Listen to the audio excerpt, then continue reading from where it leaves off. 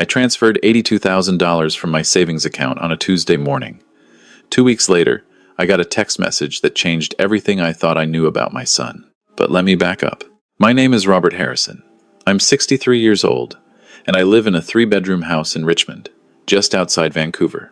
It's the same house where my wife Margaret and I raised our son Brandon, the same house where we celebrated birthdays, Christmases, graduations, the same house I've been rattling around in alone for the past 4 years. Margaret died in a car accident in the winter of 2021, black ice on the Lionsgate Bridge. She was on her way home from visiting her sister in West Vancouver. The other driver walked away without a scratch. Margaret didn't. I'm not going to say those 4 years were easy. They weren't. There were mornings I didn't want to get out of bed. Evenings where I'd set 2 plates on the table before remembering. The house felt too big, too quiet, too full of memories that hurt to touch. Brandon helped me through it. He'd call every Sunday. Stop by on Wednesdays with takeout from our favorite Chinese place on Alexandra Road. We'd watch the Canucks game together, even when they were losing, which was most of the time. He was busy with his job at a financial services firm downtown, but he made time. That meant everything to me. So when Brandon called me last March and asked if he could come over to talk about something important, I didn't hesitate. He showed up that evening with Madison. I'd met her a few times before. She was 27, taught yoga at a studio in Kitsilano, and had one of those Instagram accounts where she posted pictures of herself doing complicated poses on beaches and mountains. She seemed nice enough. A bit obsessed with her phone, maybe, but Brandon looked at her like she hung the moon. We sat in the living room. I offered them tea. Brandon was fidgeting, which wasn't like him. Madison kept squeezing his hand and giving him encouraging looks. Finally, he got down on one knee in my living room and asked Madison to marry him. I know. He'd already proposed. They'd been engaged for 3 months at that point. But he wanted to do it again, he said, in front of me. To make it official. To include me in their happiness. Madison cried. I might have too. It was the first time since Margaret died that this house felt like it had joy in it again.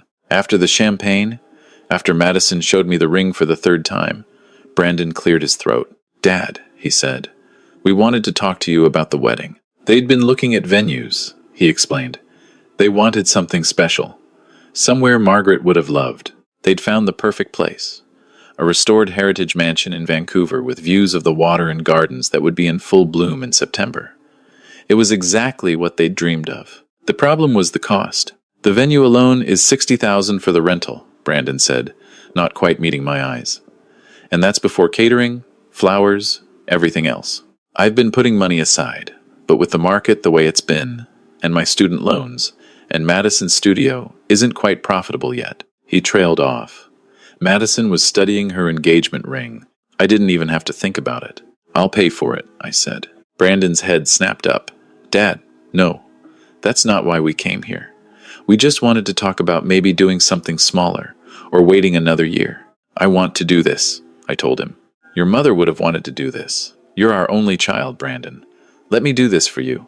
Dad, it's going to be close to $100,000 when everything's said and done. I have it, I said. And I did. The life insurance from Margaret, my pension from 30 years as a high school math teacher, our savings. I'd been living simply, barely touching any of it. What was I saving it for? I want you to have the wedding you deserve. Madison burst into tears again. Brandon hugged me. Are you sure, Dad? I'm sure. 2 weeks later, I met them at the venue. It was even more beautiful than they'd described. The Fairmont Heritage Estate, they called it. Original stained glass, hardwood floors that had been there since 1905, a terrace overlooking the water.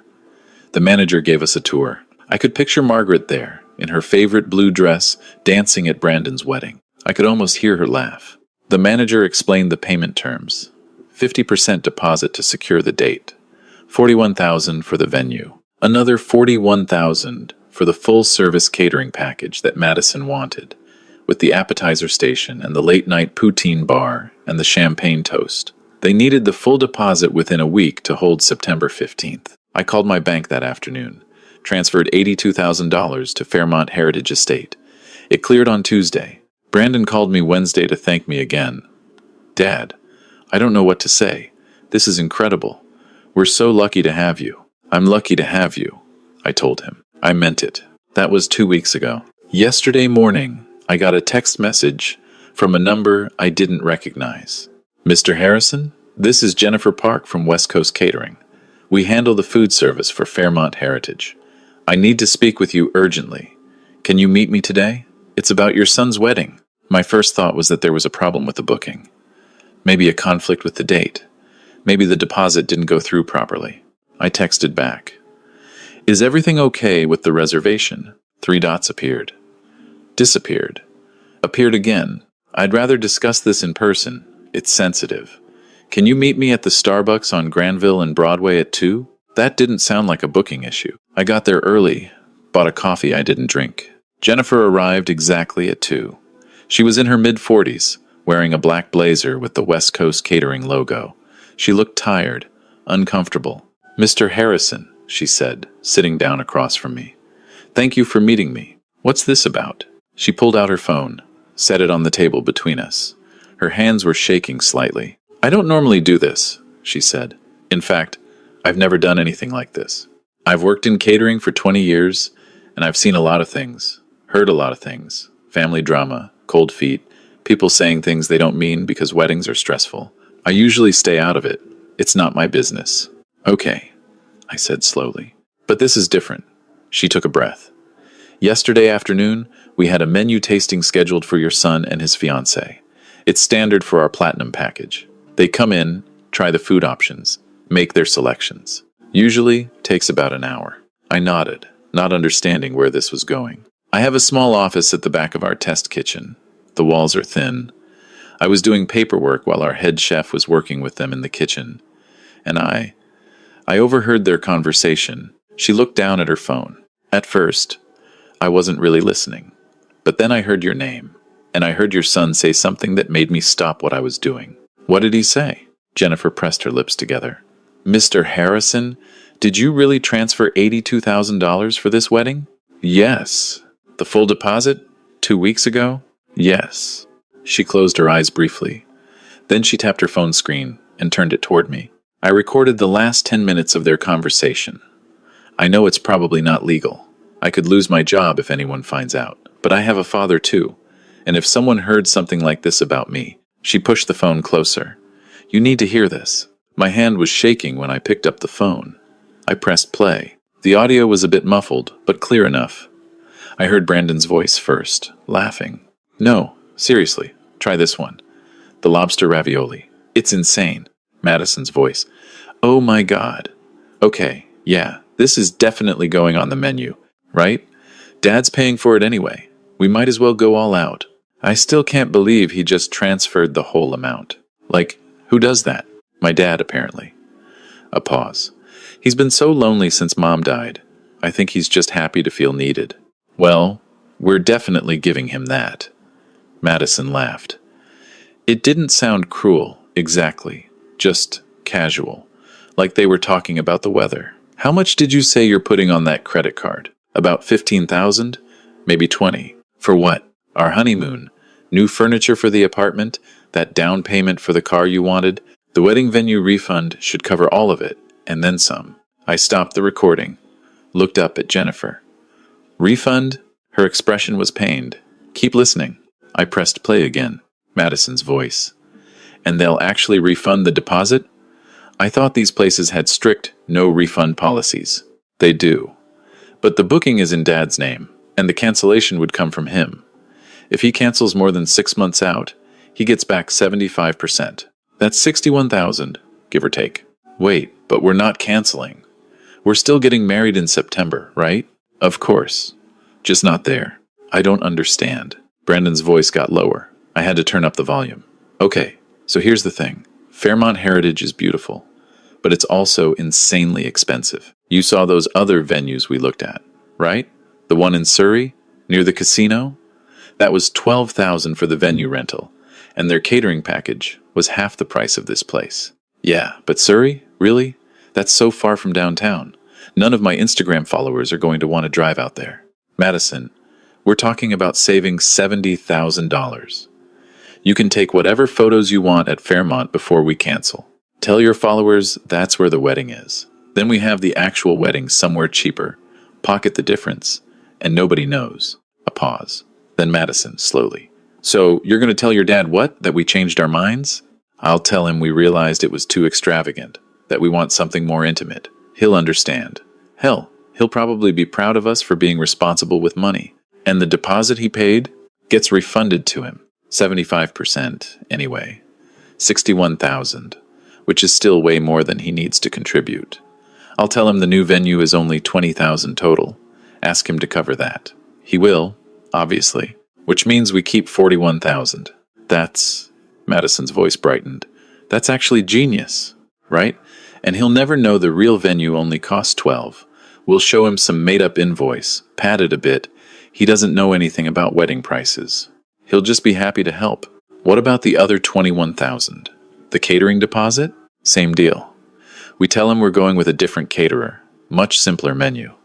He gets most of it back. We tell him the new caterer needs 8,000. We keep the difference. Brandon, that's like $60,000 we're talking about. Closer to 65, actually. And that's on top of the 20,000 we're taking from the new venue budget. Madison whistled. Your dad must really love you. He does. And I love him too. But let's be real, Madison. What's he going to do with all that money? Sit in that house alone, watching TV, eating microwave dinners? He's got more than enough. His pension, the life insurance from Mom, that house is paid off. He doesn't need it. Still feels kind of what? I don't know. Dishonest? Brandon's laugh. It's not dishonest. We're still getting married. He's still paying for our wedding. We're just being smart about it. Would you rather waste his money on overpriced catering and a fancy venue, or actually use it to start our life together? New car, furniture, that honeymoon in Bali you want? This is better for everyone. When you put it that way, exactly. And honestly, after everything he put me through growing up, private school tuition, university, all those character-building summer jobs he made me get instead of just giving me an allowance like everyone else's parents, he owes me this. Your dad made you work summer jobs? Every year, from age 15. Said it would teach me the value of money. Meanwhile, all my friends were traveling, hanging out at the beach, actually enjoying their summers. That does sound kind of harsh. It was. And don't even get me started on how disappointed he was when I didn't become a teacher like him, or how he barely talks to me about my actual job because he doesn't understand finance. This wedding? This is him finally being useful. There was a long pause. Then Madison's voice, quieter. What about later? Like, years from now? Won't he wonder why we never talk about how beautiful Fairmont Heritage was? Madison, babe. My dad is 63 years old. By the time he's 70, he probably won't even remember where the wedding was. And if he asks, we'll just show him some photos we took there during the tasting. He'll think he was there. It's fine. You're terrible. Madison was laughing. I'm practical. There's a difference. The sound of chairs scraping. Movement. So when are you going to tell him we're canceling? Give it another month. Make it seem like we really thought about it. Maybe I'll say you got cold feet about such a big venue. Wanted something more intimate. He'll eat that up. Thinks you're so sweet and genuine? I am sweet and genuine. Of course you are, babe. That's why you're going along with my brilliant plan. More laughing. The sound of a door opening and closing. Then just ambient kitchen noise. The recording ended. I set the phone down on the table. My hands were steady now. That surprised me. I felt like I should be shaking, crying, something. Instead, I just felt cold. Jennifer was watching me carefully. Mr. Harrison, I'm so sorry. If you want me to delete this, I will. I thought you should know. Can you send me a copy? She nodded, already typing on her phone. What are you going to do? I don't know yet. That was a lie. I knew exactly what I was going to do. I drove home in a fog, parked in my driveway, the same driveway where I'd taught Brandon to ride a bike, where I'd taken his first day of school photos every September for 13 years, where Margaret and I had waved goodbye when he left for university. Inside, the house was quiet. I sat in the living room where Brandon had proposed to Madison 3 months ago, where I'd cried and opened champagne and told them I'd pay for everything. I played the recording again. And again, he's got more than enough. His pension, the life insurance from Mom, that house is paid off. He doesn't need it. After everything he put me through growing up, this is him finally being useful. By the time he's 70, He probably won't even remember where the wedding was. I thought about those summer jobs. How Brandon had complained, sure, but how he'd been so proud of his first paycheck. How he'd bought Margaret flowers with his own money. How he'd told me, years later, that learning to work young had helped him in university, in his career. I thought about how I'd never pushed him to be a teacher. I'd been disappointed, yes, but only because teaching had given me such joy. I wanted that for him. But I'd supported his choice, helped him with his resume, celebrated when he got his first finance job. I thought about Margaret, how she would have loved planning this wedding with them, how she would have cried hearing that recording. I pulled out my laptop and opened my banking app. The $82,000 transfer stared back at me. Completed, non-refundable. Except it wasn't non-refundable. Not if the person who made the booking requested the cancellation. I called Fairmont Heritage Estate. Hello, this is Robert Harrison. I have a booking for September 15th, my son's wedding. I need to discuss canceling the reservation. The manager's voice was professional, sympathetic. I'm so sorry to hear that, Mr. Harrison. Has there been a change in plans? You could say that. She walked me through the cancellation policy. More than 6 months' notice, 75% refund. That was $61,500 back to my account. Processing time, 7 to 10 business days. Would you like me to proceed with the cancellation? I thought about Brandon's plan, how he was going to wait another month, make it seem like they'd really thought about it, use Madison's cold feet as an excuse. Yes, I said. Cancel it. Today. Done. You'll receive a confirmation email within the hour. Is there anything else I can help you with? Actually, yes. One more thing. I called West Coast Catering next. Canceled that too. Another $30,750 back. Then I sat in the living room and waited. Brandon called at 6:15. I let it go to voicemail. He called again at 6:30. Again at 6:45. Finally, a text. Dad, call me back. It's urgent. I texted back. Busy. What's up? 3 dots. A long pause. Fairmont called. They said you canceled the wedding venue? And the catering? Dad? What's going on? Change of plans. What change of plans? Dad, we're getting married in September. Are you? Where? Another long pause. What do you mean where? At Fairmont Heritage. The place you booked. The place we've been planning for. I sent him the audio file Jennifer had given me. Listen to this first. Then we'll talk. For 10 minutes, nothing. I imagined him listening, his face going pale, maybe showing it to Madison, the panic setting in.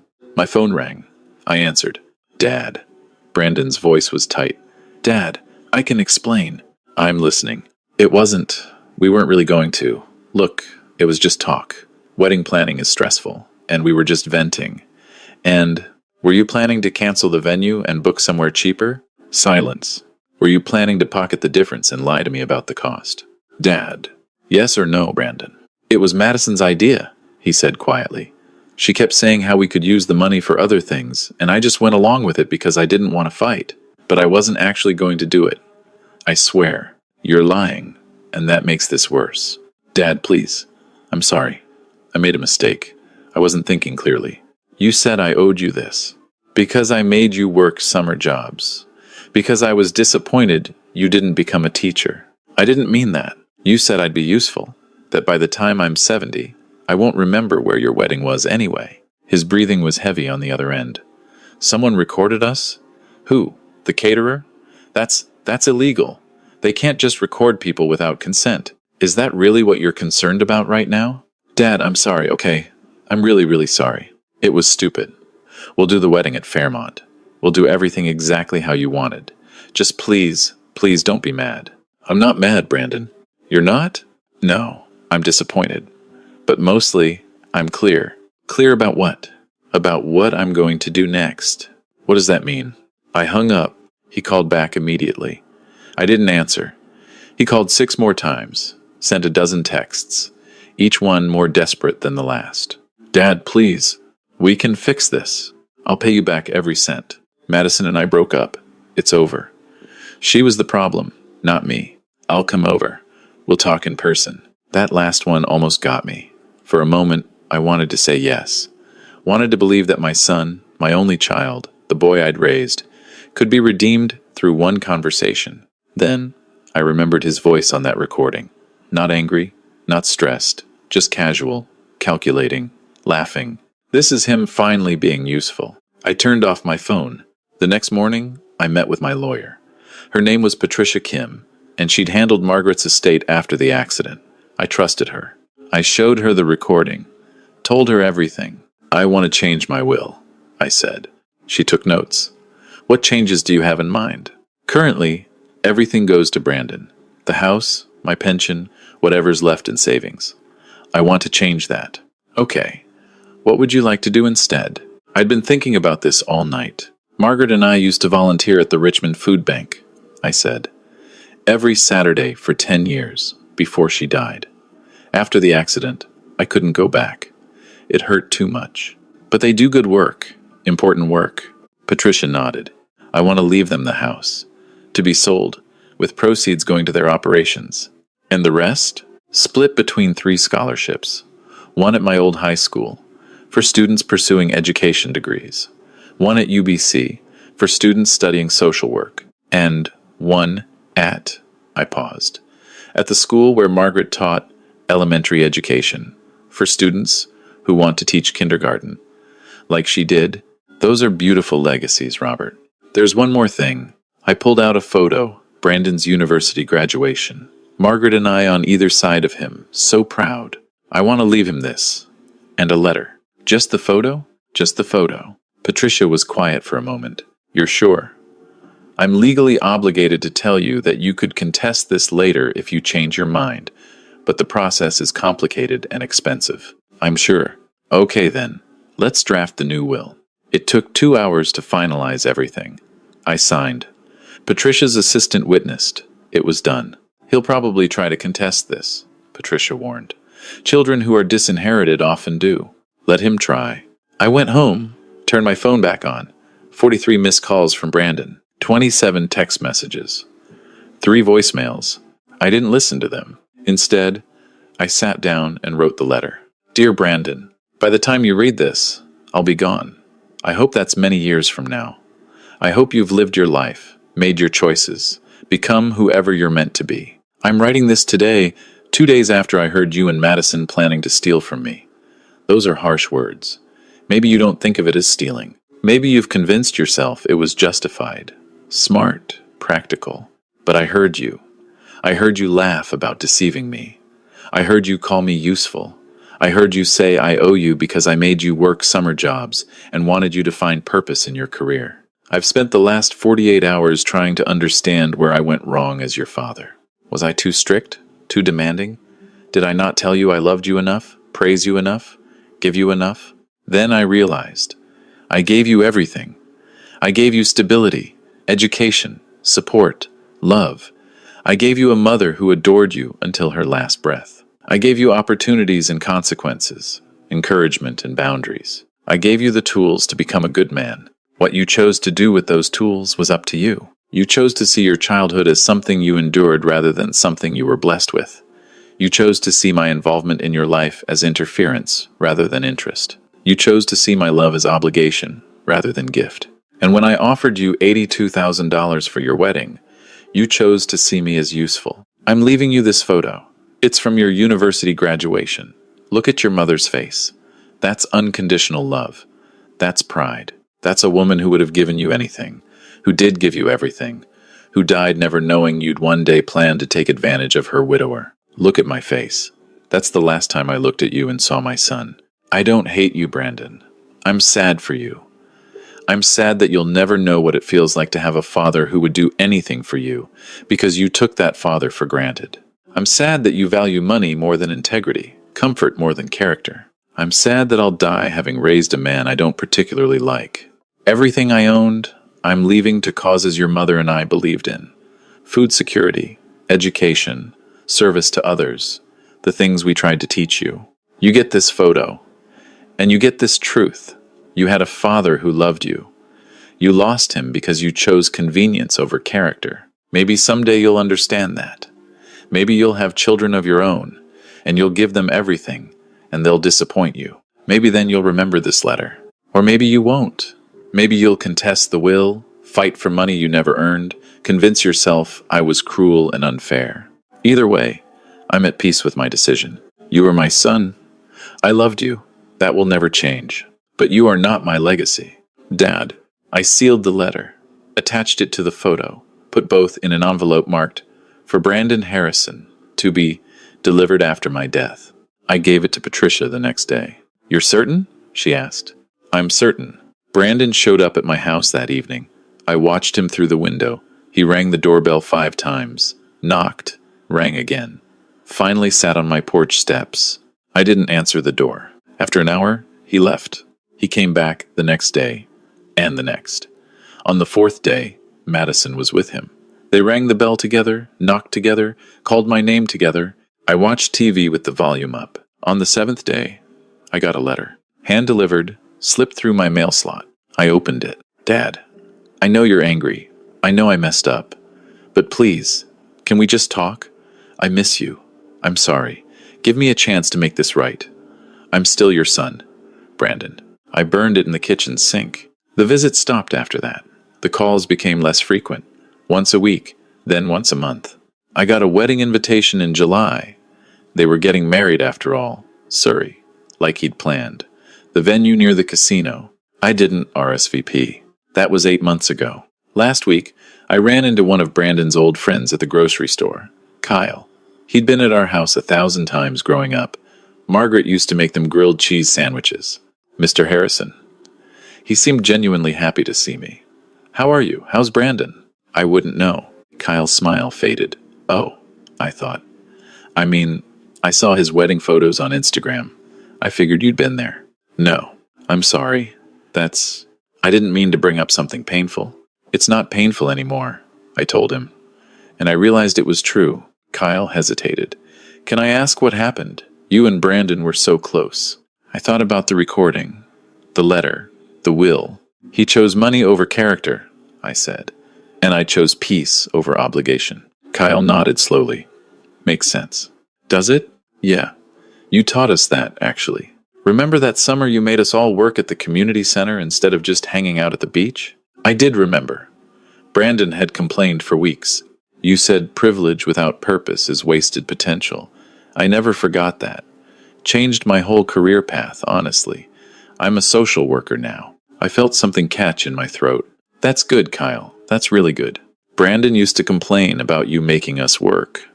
But I got it. Even then. You were trying to teach us something." He shifted his grocery bag. "For what it's worth, Mr. Harrison, I think you're a good man and a good father. Whatever happened with Brandon, that's on him, not you." After he left, I sat in my car in the parking lot for a long time.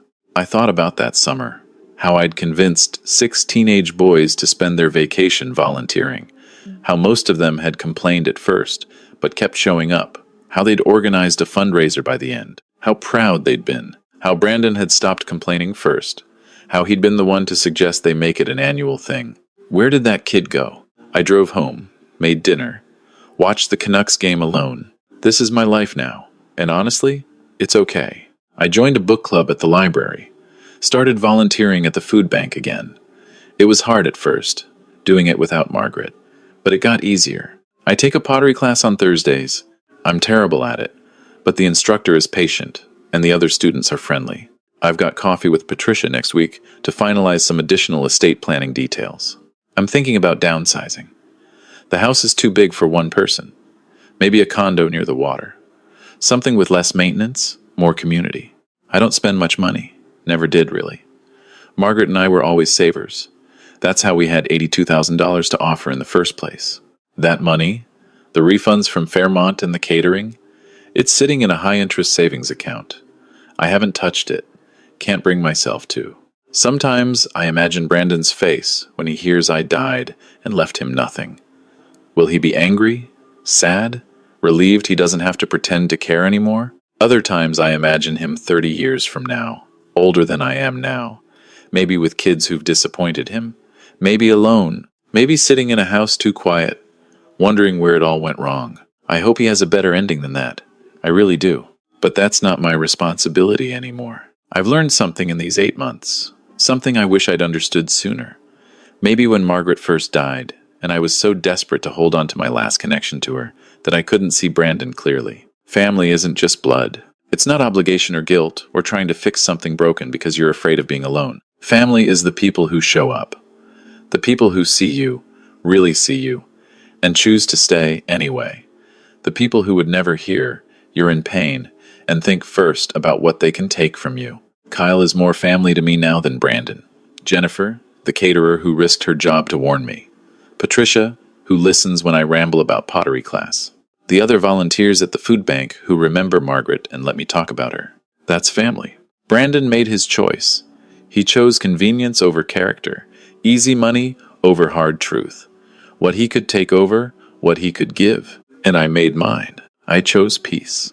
I chose to honor Margaret's memory by supporting the causes she loved, not by funding the greed of a son who would have lied to me and laughed about it. I chose to believe that teaching someone the value of money, by letting them face real consequences, is more loving than enabling their worst instincts.